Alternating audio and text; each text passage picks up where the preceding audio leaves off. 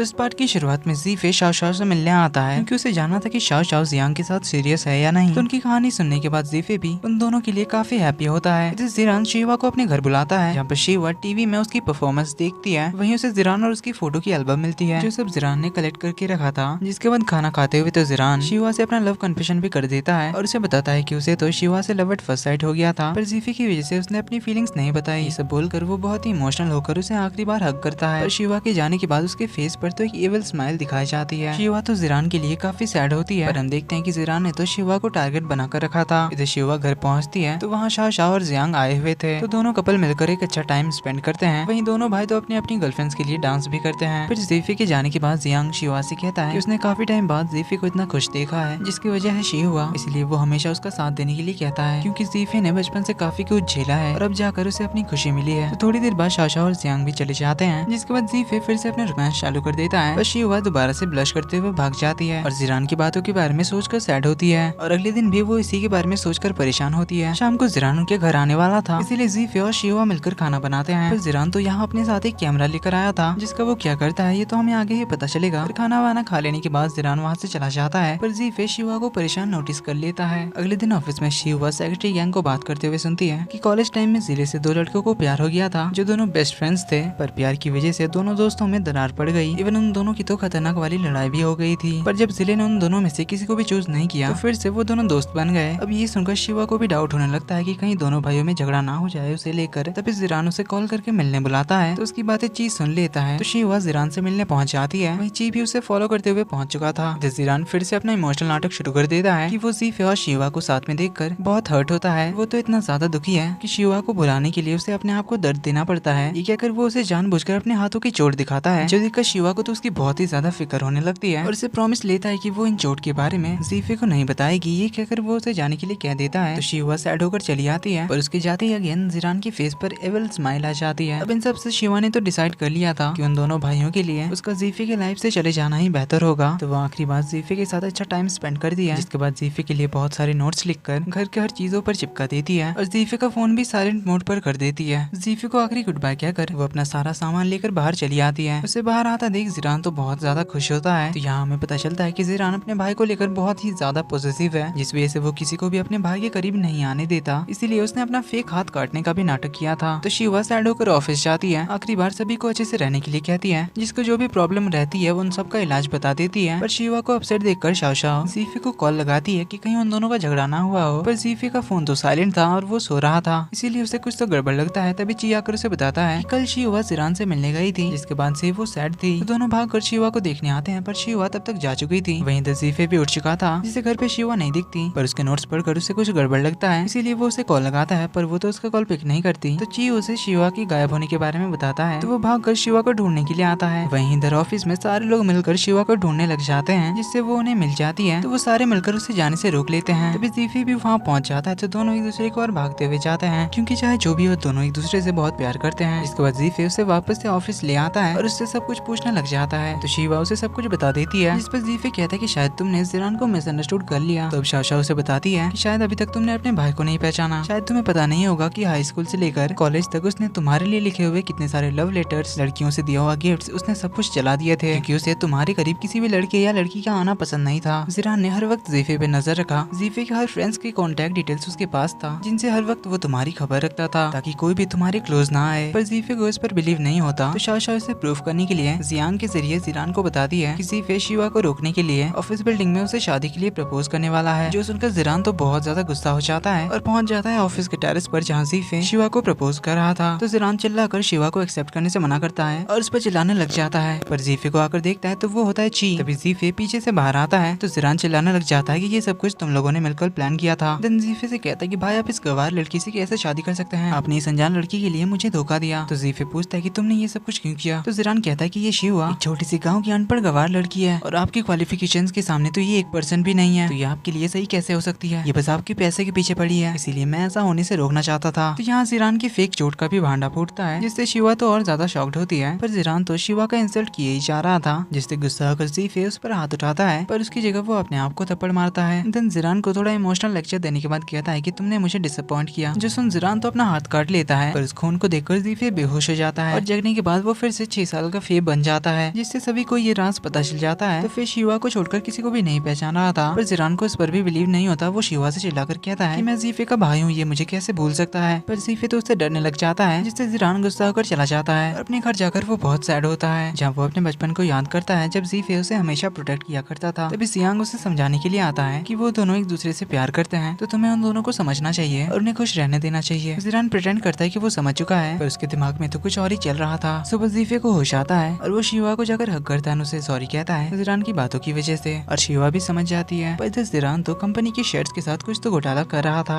जिसके बाद वो एक एक करके जीचिंग, शेनजुन और अंकल और आंटी से मिलने जाता है, जहाँ वो उन सभी से अगले शेयर होल्डर मीटिंग में आने के लिए कहता है, क्योंकि वहाँ उन्हें एक बहुत ही बड़ा सरप्राइज मिलने वाला है। जीफे जिरान को कॉल करता है, पर जिरान उसका कॉल पिक नहीं करता, जहाँ पर जिरान तो अभी भी जीफे से नाराज था, क्योंकि उसने अपने इस बीमारी के बारे में उसे नहीं बताया था, पर शिवा को बताया था।